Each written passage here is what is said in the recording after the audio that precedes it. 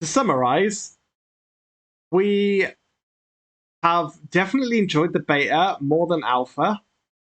The graphics, so the graphics are great. The graphics are really nice. The enemies, even though it started out easier for Act 1, the first 4 levels, the second 4 levels that we played through were a lot harder. So that means that you'll increase difficulty through the game, which is what you want. You want a learning curve.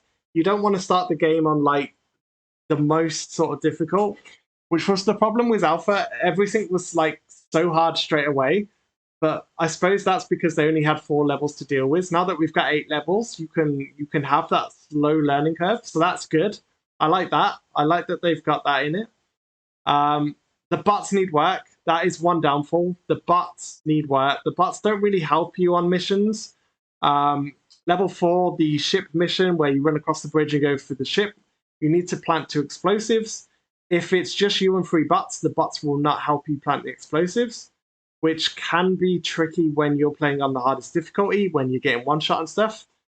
So I think that needs looking at, definitely. The card system is definitely improved from alpha, which I'm very impressed with. I'm happy. I'm glad that they've changed the card system. I'm glad that they've added more. I don't know, it feels like they're more sort of tuned to the characters now, rather than just being generic. Even though they do still feel a bit generic, the card system does feel like it's working a lot better than it did in alpha. So thumbs up for that. Yeah, the matchmaking issues need looking at. So, like, when you're playing with people from, well, random people, it seems to kick people out of your party and switch them for bots. And even when they bring more people in, you still play with bots. So the matchmaking needs work. So that needs looking at. I quite like the supply lines. The supply lines is good. So for the supply lines, basically from doing each mission, you get currency. And then you can spend currency leveling up each individual talent tree. I'm going to call them talent trees. They're basically card trees, but they're talent trees. So this one, for instance, gives you damage, ammo capacity, accuracy, and offensive stuff. This one's all based on medics, so damage resistance, trauma resistance, more health. When you heal a teammate, they heal for an additional 15 health, so you can heal teammates for more and quicker. Same there. And then you've got the Crow's Nest, which is basically like a scout. You get more stamina, stamina regen, and move speed. You do more weak spot damage, weapon swap speed, and stamina and sprint. So basically, you are a scout. You are just running through everything and getting them weak spots and then getting out again. So there's different styles of play, which is really good. I really like that idea. Your profile, you've got quite a lot of things to sort of unlock. I don't know how you unlock these. But there's quite a few little things to unlock, like emblems. You get titles, which everyone loves a title. We like titles, and then banners as well. I'm not sure what the banners are for. I mean, I'm guessing they're just to make you look pretty, but I'm not. Actually, does it look? Okay, so is that your banner? I don't think that's my banner. No, that's my banner. So I'm not sure where you see your banner, but you've got quite a few selections of banners as well. And then it looks like we've got some sprays we can unlock. That's quite cool. I like that one.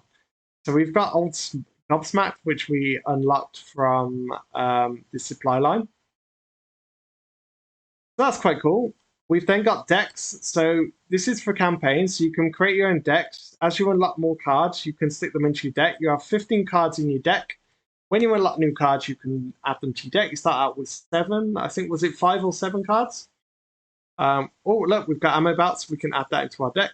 And then all you have to do is save it. You can have, it looks like we can have quite a few different decks as well. So depending on your playstyle, so healer, tank, well, healer, shooter, and scout, we can stick them in different things. Same with versus, they seem to already have their cards unlocked. So you just need to go in and fix your deck. So I think decks will work and be a big part of the game. It's just getting them fine-tuned. At the moment, they are getting better, and I am enjoying the decks a lot more. I think just a little bit more fine-tuning, and that'll be great. Versus, again, Versus was a bit of a downfall for me. The maps were really small.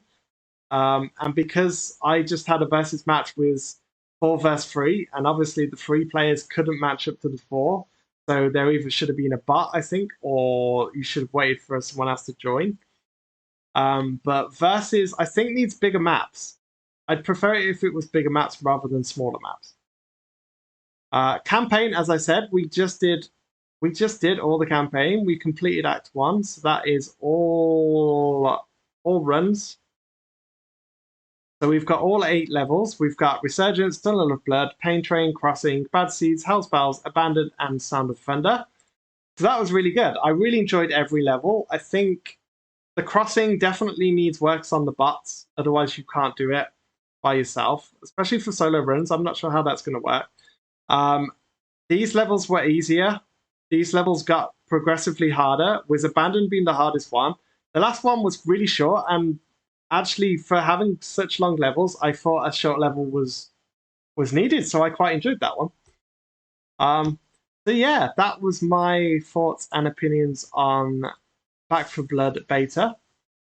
And I hope you all play it, and I hope you all buy the game, and I will see you at launch.